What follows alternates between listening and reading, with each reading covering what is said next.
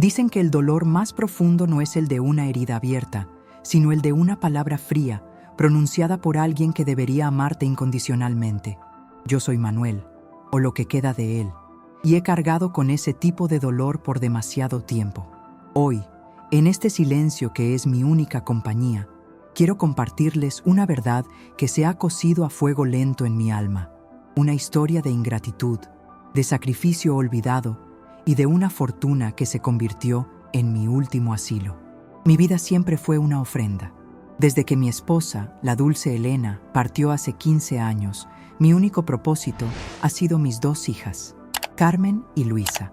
Trabajé en la mina de cobre de Atacama desde los 16 años, tragando polvo y sudor, arriesgando mis pulmones a cada turno. Mi espalda es un mapa de cicatrices, cada línea un recuerdo del precio que pagué para que ellas tuvieran lo que yo nunca tuve: estudios, comodidad, un futuro sin el martillo y la piqueta. Ellas crecieron en una casa cálida, con libros y pianos, mientras yo regresaba a casa oliendo a tierra mojada y a esfuerzo. Y no me arrepiento. El orgullo de ver a Carmen graduarse de abogada y a Luisa, de arquitecta, era mi único salario.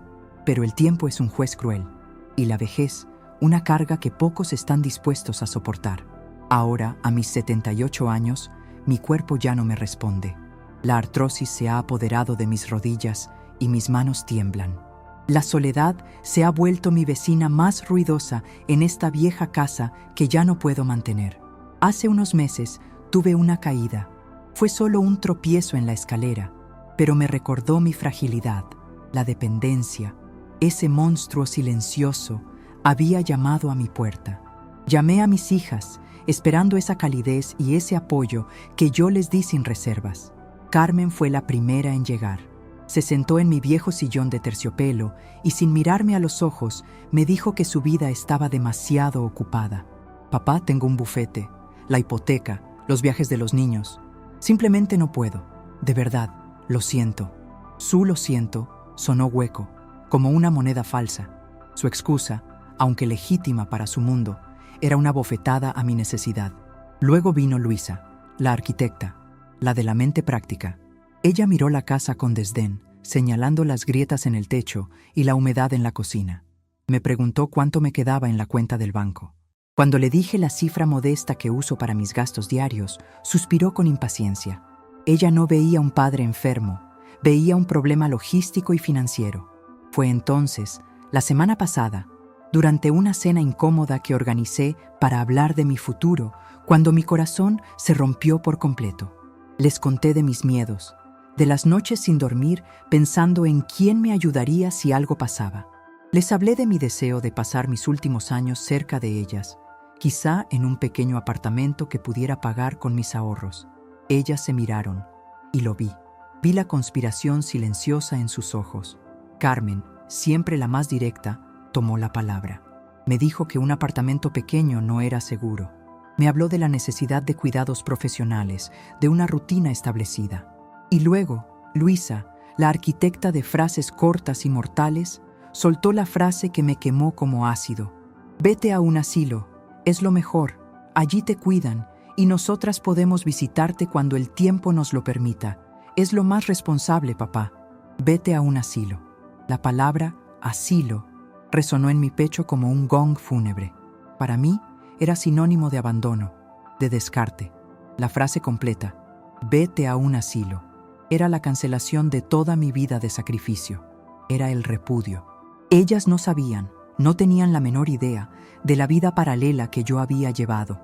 No sabían que, por cada peso que gasté en sus estudios y lujos, yo había invertido 3.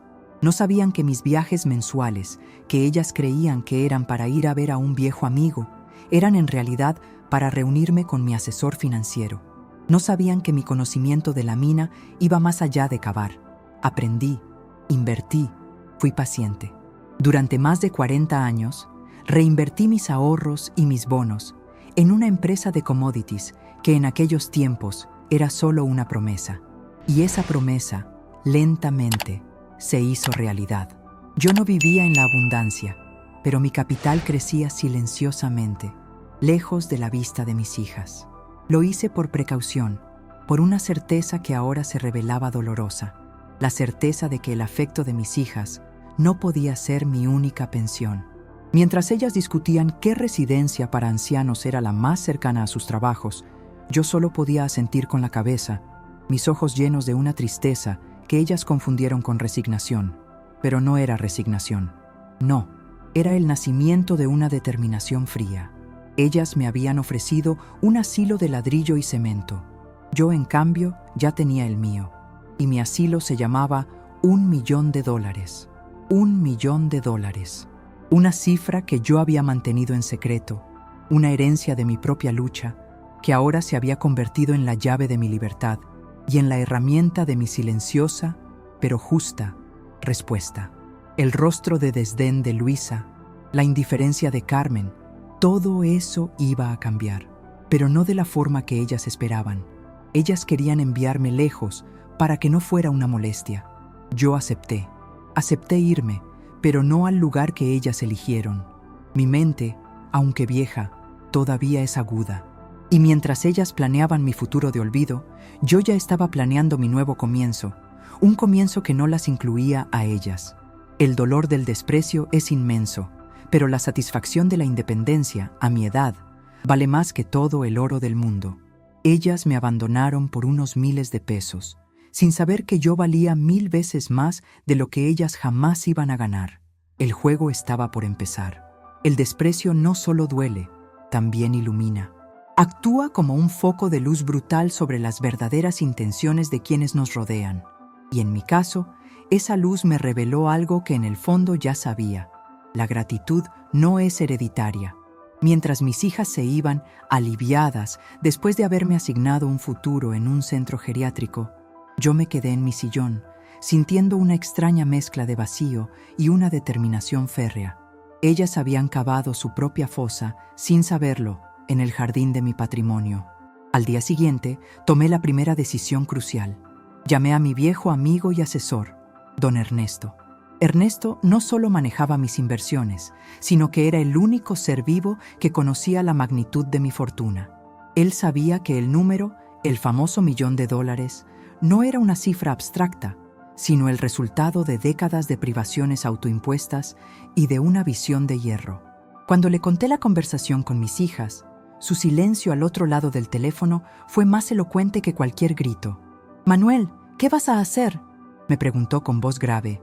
«Lo que debí haber hecho hace años, Ernesto. Vivir para mí. Y poner las cosas en su sitio», le respondí. Y allí comenzó el plan. Un plan que requería sutileza, paciencia y, sobre todo, silencio absoluto. El primer paso fue aceptar la idea del asilo, al menos de fachada. Esto era crucial. Necesitaba que ellas creyeran que yo estaba desvalido, vencido y listo para el encierro. Cuando Carmen y Luisa regresaron con folletos relucientes de una residencia de lujo, paradójicamente, una que yo mismo podría haber comprado con una fracción de mi capital, sonreí débilmente y asentí. «Parece un buen lugar», murmuré, fingiendo resignación. La satisfacción que vi en sus rostros, la calma de haber resuelto un problema, me revolvió el estómago, pero alimentó mi resolve. Era el último acto de mi vieja vida y tenía que ser convincente. El proceso de venta de mi casa fue el momento más peligroso. Carmen insistió en manejar los documentos para asegurarse de que no me estafaran. Ingenua. Ella pensaba que yo no sabía lo que hacía. Le di las escrituras y le dejé pensar que la venta cubriría el primer año de mi estancia en el asilo.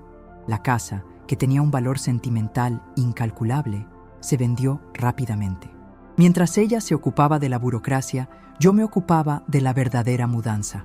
Lo que mis hijas no vieron fue que, la noche antes de que la mudadora oficial llegara, yo había contratado un servicio de mudanza discreto. No empacaba mis libros ni mis muebles.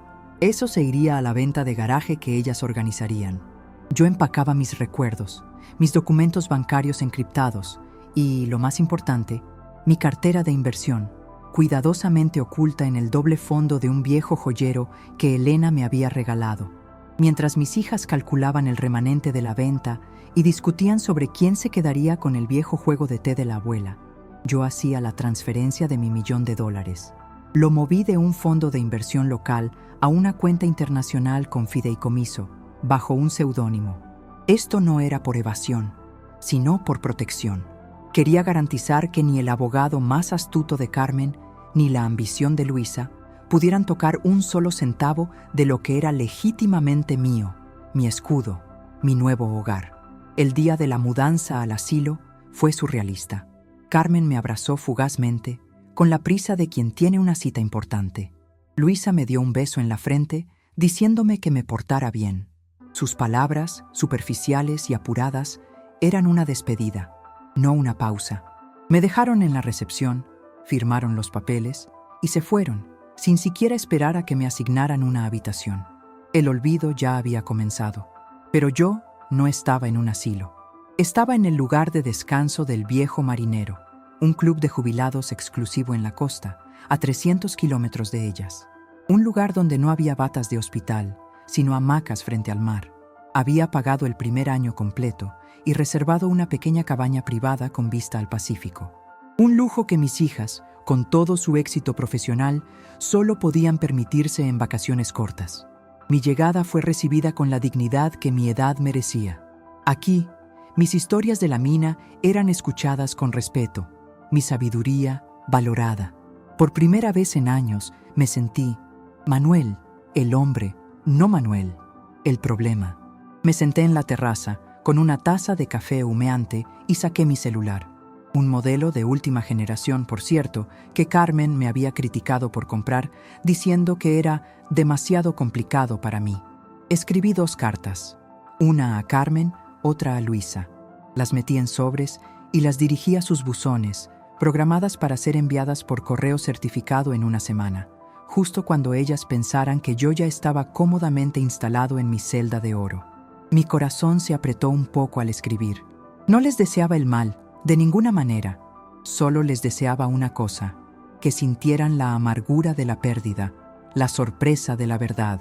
Les recordaba mis años de esfuerzo, sus palabras hirientes, y finalmente les revelaba un detalle crucial, que ellas no eran las únicas herederas, no por ahora, y que la venta de mi casa, también gestionada por Carmen, no representaba ni el 5% de mi verdadera riqueza. Vete a un asilo. Esa frase se había transformado en mi lema. Iba a vivir mis últimos años en un asilo de paz y lujo que yo mismo me había pagado, y ellas se quedarían lidiando con el fantasma de lo que perdieron, por la simple mezquindad de no tener tiempo para su propio padre. La carta estaba lista, mi nueva vida también. Miré el mar y sonreí por primera vez en meses. El sol se estaba poniendo, y conmigo también se ponía mi obligación de ser un padre complaciente. Ahora solo era Manuel. La primera semana en mi nuevo refugio fue una lección de serenidad. El aire salado, el sonido constante de las olas y la ausencia total de las llamadas apuradas de mis hijas o sus sermones sobre la responsabilidad filial actuaron como un bálsamo. Aquí, en el Viejo Marinero, nadie me veía como una carga. Era don Manuel, el hombre que compartía anécdotas fascinantes sobre la dureza de la mina y que jugaba al ajedrez con una calma inquietante. Mi $1.000.000, silencioso en mi cuenta, no era solo dinero, era mi armadura. Mientras yo disfrutaba de la paz, la maquinaria de mi plan comenzó a girar del lado de mis hijas. Carmen y Luisa habían pasado la semana en la tranquilidad de haber resuelto el problema de su padre. Imaginaban que yo estaba en una habitación aséptica, con horarios fijos y enfermeras controlando mi medicación. Su ignorancia era mi mayor ventaja. El primer indicio de que algo no encajaba llegó con el envío programado de mis cartas. Las recibí de vuelta, confirmando que habían sido entregadas a cada una, y esperé. Sabía que sus reacciones no serían inmediatas, sino progresivas. La semilla de la duda, esa pequeña molestia mental, necesitaba tiempo para germinar. A las pocas horas de la entrega, mi teléfono, que había permanecido casi mudo, empezó a zumbar. Era Carmen. Su voz, generalmente firme y profesional, estaba teñida de una impaciencia ansiosa. «Papá, ¿qué significa esta carta? ¿Qué es eso de que la venta de la casa es insignificante? ¿Y quién es ese otro heredero? Estás hablando sin sentido. Yo, con mi mejor tono de anciano confuso, le respondí: Mi querida Carmen, ¿de qué hablas? ¿Qué carta? Solo estoy aquí esperando que vengan a visitarme. El personal es amable. Las pastillas me atontan un poco. La confusión era el primer paso. El gatillo mental aquí era la escasez y el misterio. Al negarle la verdad, la hacía perseguirla. Le dije que era probablemente un error de mi mente cansada. Ella, sintiéndose superior y correcta, me sermoneó sobre la necesidad de descansar y de dejar de imaginar cosas. Colgó, pero yo sabía que la calma de su espíritu legal había sido rota. Ella no creía en las coincidencias. Luisa, por su parte, reaccionó con más pragmatismo y codicia. Su llamada fue corta y directa, pero mucho más peligrosa. Papá, si tienes otro dinero, dilo. Necesito saberlo para hacer una planificación fiscal. No querrás que el fisco se quede con lo que nos corresponde, ¿verdad? Su preocupación nunca fue por mí, sino por el porcentaje de su futura herencia.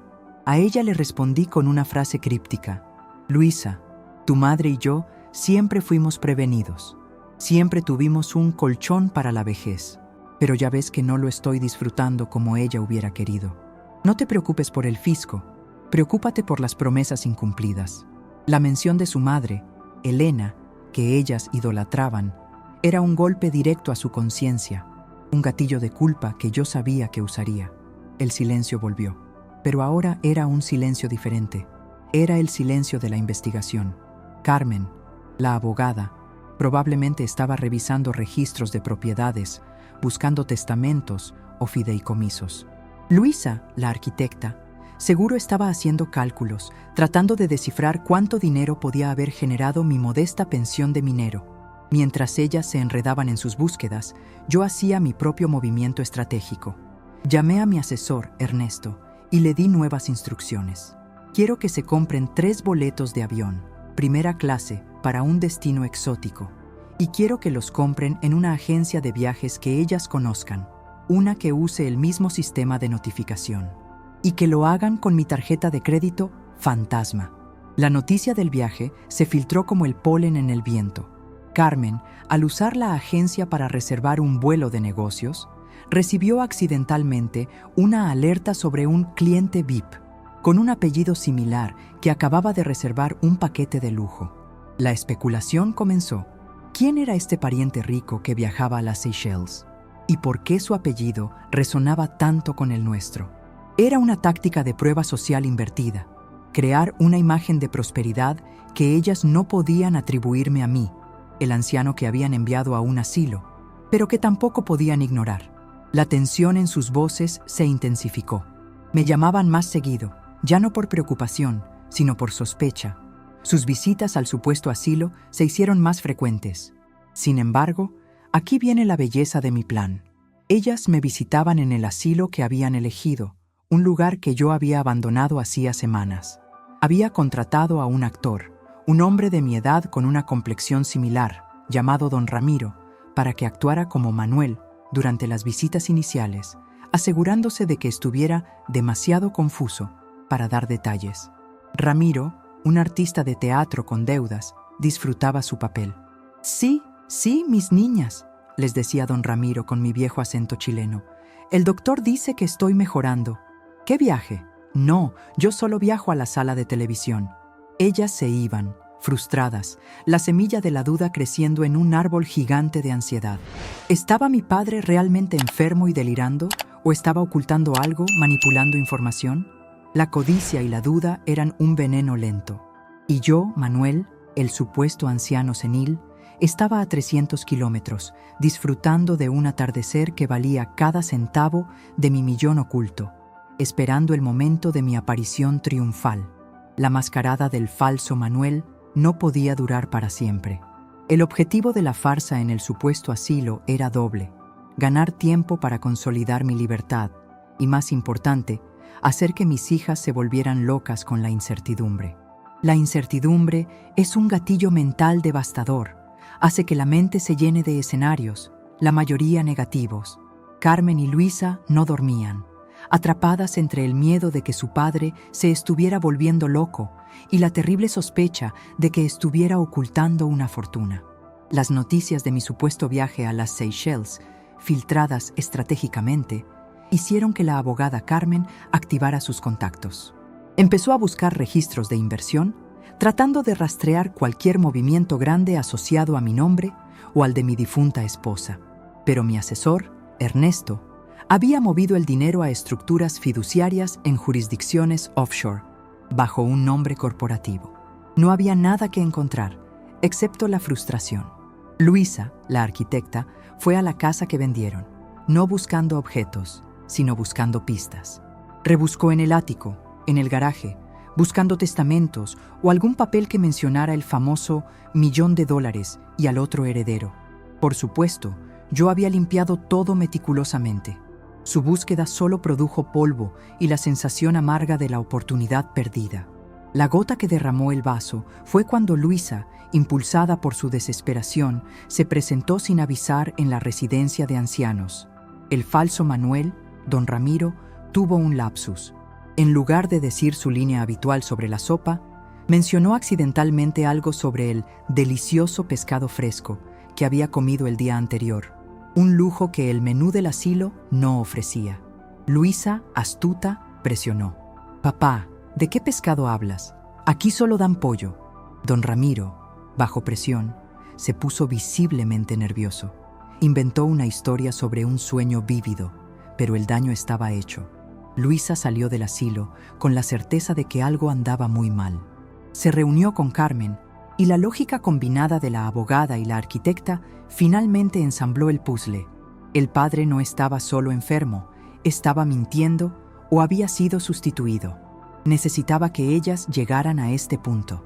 El miedo a la pérdida inminente de la herencia que consideraban suya era el incentivo perfecto para que actuaran con audacia. La noche siguiente, la calma en mi cabaña costera se rompió por un mensaje en mi móvil. Un texto de Carmen. «Papá, sabemos que no estás en el asilo. Sabemos que hay algo más.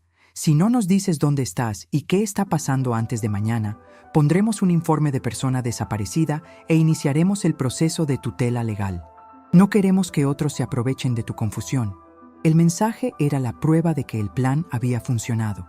Me estaban dando un ultimátum, pero yo lo vi como una invitación a la confrontación final. Carmen usaba el gatillo de la autoridad, tutela legal, para asustarme, pero su amenaza era vacía si yo demostraba ser mentalmente competente. Le envié un mensaje simple. «Venid a buscarme, Playa Los Suspiros, cabaña número 7, lugar de descanso del viejo marinero. Mañana a las 3 de la tarde, vengan solas, y si traen abogados, no me encontrarán». El viaje de 300 kilómetros debió ser agonizante para ellas. Las imaginé discutiendo, Carmen revisando leyes y Luisa calculando distancias, ambas consumidas por el qué pasaría si. Cuando llegaron a la entrada del complejo, el contraste era brutal. El viejo marinero no era un asilo. Era un resort de lujo, con jardines tropicales, piscinas climatizadas y vista al mar. El portero les informó que don Manuel las esperaba en su cabaña privada. Cuando entraron a la cabaña número 7, yo estaba sentado en el porche, con una camisa de lino fresca, tomando un jugo de mango y mirando el horizonte. Me veían no como el anciano enfermo y tembloroso que habían abandonado, sino como un hombre de mundo, tranquilo y con una dignidad recién adquirida. «Manuel, ¿qué significa esto?».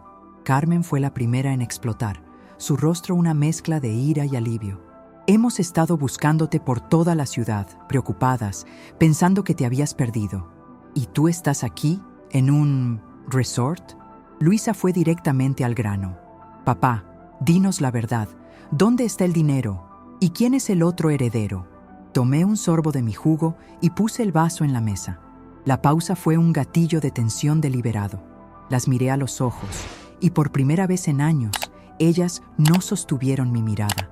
«Vete a un asilo», les dije, repitiendo sus palabras con una calma helada. Esa es la verdad que querían, ¿no? Me enviaron a un asilo porque era más cómodo para sus agendas. Me trataron como un mueble viejo, pero olvidaron una cosa.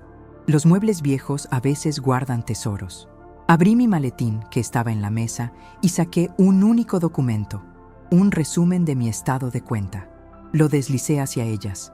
«Esto», dije, «es la verdad. La venta de la casa apenas pagó este primer año aquí. El resto es el esfuerzo de 40 años de mi vida.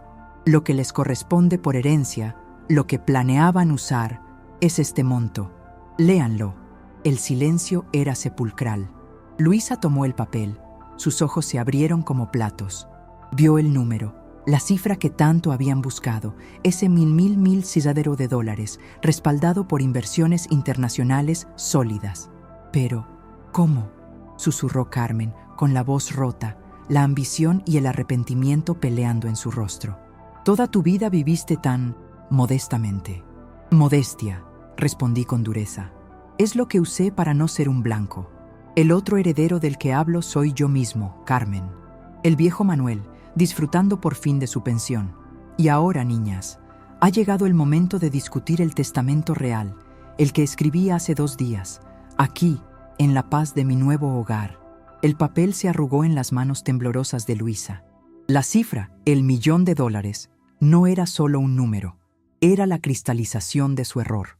Su expresión de asombro se transformó lentamente en una profunda humillación. Carmen, la abogada, recuperó su compostura más rápido, pero su voz traicionaba una ansiedad desesperada. Se inclinó sobre la mesa, con la mirada clavada en la mía. El gatillo mental ahora era el poder invertido. Ellas, que me habían descartado, ahora dependían completamente de mi decisión. «Papá», comenzó Carmen. Su tono ya no era autoritario, sino suplicante. «Entiendo que estés molesto. Fuimos insensibles, lo admito, pero tú eres nuestro padre. Todo este dinero, esta fortuna, está destinado a la familia. Podemos arreglar esto. Vuelve a casa, te cuidaremos. Contrataremos enfermeras, lo que sea». El giro de 180 grados era predecible, pero no menos doloroso de presenciar. No era afecto lo que ofrecían, era una corrección de inversión. Querían recuperar su activo. ¿Volver a casa?, pregunté, recostándome en mi silla. Mi hogar ahora es este, hijas. Aquí nadie me ha dicho, vete a un asilo. Aquí solo he encontrado respeto y paz. ¿Saben lo que es para un hombre de mi edad, después de toda una vida de sacrificio, escuchar esa frase de boca de sus propias hijas? Las dos bajaron la mirada. Luisa estaba en silencio. Las lágrimas asomaban a sus ojos, no de remordimiento genuino, sino de la magnitud de lo que había perdido. Ella había despreciado al mendigo y ahora se enfrentaba al rey. «No es el dinero lo que lamento, hijas», continué, mi voz firme pero sin gritos. «Es la memoria que perdieron. Olvidaron lo que su madre y yo les enseñamos sobre el valor, no el costo. Yo quería compartir este millón con ustedes, dividido en partes iguales, para que aseguraran su futuro y el de mis nietos. Pero ese testamento ya no existe». La noticia las golpeó como una ola fría. Sus cabezas se levantaron de golpe. «¿Qué quieres decir?», inquirió Carmen pálida. Saqué otro documento, cuidadosamente doblado, y lo puse frente a ellas. Este era el Nuevo Testamento, redactado y notariado hacía 2 días, el mismo día que les envié las cartas crípticas. Desde que Elena murió, solo hubo una condición para que ustedes heredaran mi esfuerzo: el cuidado y la dignidad de su padre en su vejez. Una condición que fallaron miserablemente. Les di tiempo para leer la primera cláusula. Carmen, usando su conocimiento legal, fue la que lo leyó en voz alta, su voz temblando a medida que avanzaba. Cláusula tercera. Distribución del patrimonio. Dada la demostración de desinterés y falta de la asistencia debida al testador, Manuel Ríos, por parte de mis hijas, Carmen Ríos y Luisa Ríos, mi patrimonio, valorado actualmente en $1.000.000 estadounidenses, $1.000.000 USD, será reestructurado de la siguiente manera. Luego, Luisa leyó el punto más importante, su voz ahogada por un nudo en la garganta. A. Asignación a terceros. El 70% de la totalidad de mis bienes líquidos y activos financieros será destinado a la Fundación Esperanza del Minero y a la Residencia Geriátrica El Buen Samaritano, una organización de caridad en mi pueblo natal, como muestra de gratitud por el apoyo que recibí de extraños, no de mi propia sangre.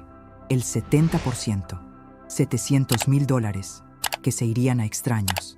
La pérdida era real e irreversible. Carmen, la abogada, trató de argumentar. Papá, esto es impugnable. Podemos alegar influencia indebida, incapacidad mental. Le mostré el certificado médico adjunto, firmado por un neurólogo de prestigio que afirmaba mi plena capacidad mental. Intenten impugnarlo, Carmen. El juicio revelará sus correos electrónicos y mensajes de texto, donde planeaban deshacerse de mí. Yo tengo la prueba de su abandono. ¿Creen que un juez verá eso con buenos ojos? Luisa, llorando ahora de verdad, se levantó y se acercó a mí. Papá, por favor, sé que cometimos un error. Te juro que cambiaremos. No es un error, Luisa, respondí con una profunda tristeza. Es una elección. Ustedes eligieron sus carreras y sus comodidades por encima de su padre. Yo no les pido que se disculpen por el dinero. Les pido que se disculpen por la indiferencia. Luego, les señalé el último punto del testamento, el más inesperado, que activaría el gatillo de la esperanza residual. B. Asignación a descendientes y condición de restauración. El 30% restante será transferido a un fideicomiso familiar. Este monto se mantendrá en custodia y se utilizará exclusivamente para los gastos universitarios y el bienestar de mis nietos, bajo la supervisión de un albacea externo. La única manera de que Carmen Ríos y Luisa Ríos accedan a cualquier beneficio económico de este fideicomiso es demostrando, durante los próximos 5 años, un compromiso constante, desinteresado y amoroso con su padre. El albacea evaluará este cumplimiento. El 30%, $300,000. No era nada comparado con el millón, pero era un salvavidas. Era una condición que las obligaba no solo a cuidarme, sino a amablemente cuidarme, a demostrar una genuina enmienda, no solo por el dinero, sino por el futuro de sus propios hijos. Las miré, no con malicia, sino con la autoridad de quien ha recuperado su dignidad. El juego no ha terminado. Si quieren que sus hijos tengan acceso a ese dinero, tendrán que ganarse de nuevo mi confianza. Y esta vez la ganarán con afecto, no con contratos. Váyanse y piensen si vale más su tiempo que el amor de su propio padre. El silencio que siguió a la revelación del testamento fue más pesado que el aire de la mina. Carmen y Luisa abandonaron mi cabaña, no con ira, sino con la sensación de un despertar brutal. Habían entrado esperando un botín y se habían ido con una dura lección y una oportunidad condicionada. La necesidad de cierre era ahora un factor dominante en sus vidas, un nudo que solo el tiempo y la acción podrían desatar. El 30% restante, los $300,000 bajo custodia, se convirtió en el faro que las guiaría, obligándolas a redefinir su relación conmigo. Mi nueva vida continuó, pero ya no era un secreto. Ahora, mis hijas sabían la verdad. Yo no era una víctima, sino un estratega. La clave de esta etapa final era la coherencia y el establecimiento de límites. Las llamadas y las visitas se reanudaron, pero la diferencia era palpable. Ya no había prisa, ni sermones condescendientes. Carmen, la abogada, se ofreció a revisar mis papeles y a ayudarme con mis trámites financieros.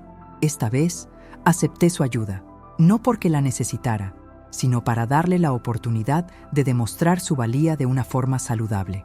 Ella aprendió a escuchar, a respetar mis decisiones, no como un cliente, sino como un igual. Luisa, la arquitecta, se centró en mi comodidad. Me visitó con más frecuencia, trayendo a mis nietos, que al principio estaban confundidos por el cambio de escenario. Ella no solo me preguntaba cómo estaba, sino que se quedaba.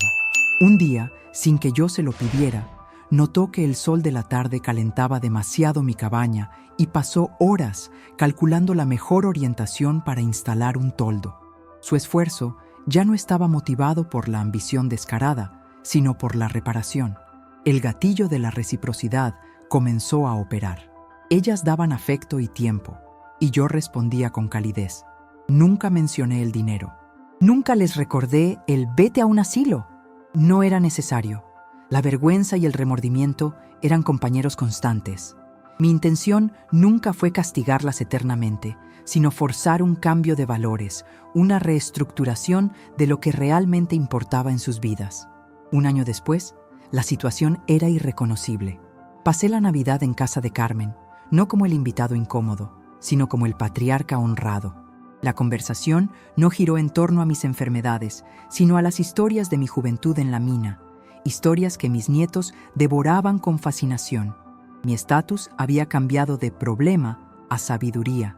El albacea, un abogado de mi entera confianza, me visitaba trimestralmente y mantenía un registro detallado del compromiso de mis hijas. Sus informes eran positivos y su conclusión alentadora. El cambio era genuino. Habían entendido que el amor incondicional no tiene precio, pero el cuidado sí tiene valor. Mi $1.000.000 se había dividido. El 70% fue entregado a las fundaciones benéficas. La carta de agradecimiento que recibí de la residencia geriátrica en mi pueblo natal, mencionando que mi donación construiría un nuevo pabellón y llevaría mi nombre, me dio más paz que cualquier herencia personal. Mi dinero estaba ayudando a los otros Manuels, aquellos que realmente no tenían un plan B. El 30% restante sigue en el fideicomiso. Aún quedan 4 años para que se cumpla la condición. No sé si mis hijas accederán a ese dinero, pero sinceramente, ya no me importa. Lo que me importaba era la restauración del vínculo. Hace unos días, Luisa me llamó, no para preguntar por el fideicomiso, sino para invitarme a almorzar con sus hijos, solo porque sí. Al colgar, me di cuenta de que el dolor de esa frase terrible se había desvanecido. El asilo al que me enviaron no fue de ladrillo y cemento, sino de soledad. Y el asilo que yo encontré fue el de la dignidad y la libertad financiera. Ahora, en este hermoso atardecer frente al mar, sé que la mejor inversión de mi $1.000.000 no fue en acciones ni bonos, sino en la reparación de mi propia familia. Les di una elección y por fin eligieron bien. Y yo, Manuel, el viejo minero, puedo disfrutar de mi retiro sabiendo que mi fortuna, al final, sirvió para construir un puente y no un muro. Esta es mi paz.